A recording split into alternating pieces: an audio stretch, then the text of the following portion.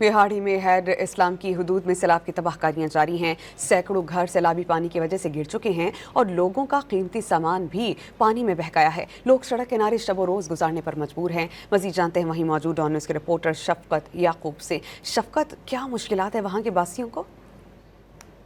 जी बिल्कुल, इस वक्त मौजूद हूँ दरिया सतलुज हेड इस्लाम उन मुतासर इलाकों में सोखा काली केबी में, यहाँ पे मुतासिन शदीद मुश्किलात का शिकार हैं और हुकूमत से शिकवा भी कर रहे हैं। हमें कोई चीज़ अभी तक नहीं मिली।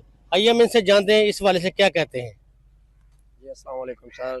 सर क्या हम क्या कहें इस हवाले में, कोई साड़ी इमदाद नहीं है, कोई साड़ी सपोर्ट नहीं है, कोई गवर्नमेंट नहीं आ रही, सानू कोई पूछने वाला नहीं है। पानी ले रहे हैं अपनी तहत ले रहे हैं, कैंप लगाए हैं अपनी तहत लगाए हैं, बच्चों का खर्चा नहीं है, कारोबार नहीं है। बिल्कुल इस टाइम बहुत परेशान है। आपकी हुकूमत साढ़े नाल नहीं साथ दे रही है।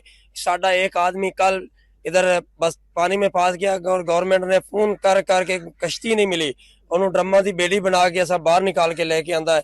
बहुत मुश्किल ना बीमार सी, इतनी मुश्किल से मिली है, सानू कोई इमदाद नहीं मिली। जी मुतासरीन का कहना है कि ज़िले इंतज़ामिया से बड़े बड़े दावे तो किए जाते हैं, लेकिन अभी तक इनके पास ना कोई खाना लेके आया, ना हेल्थ सर्विस दी है, ना ये जानवरों के लिए चारा दिया गया है।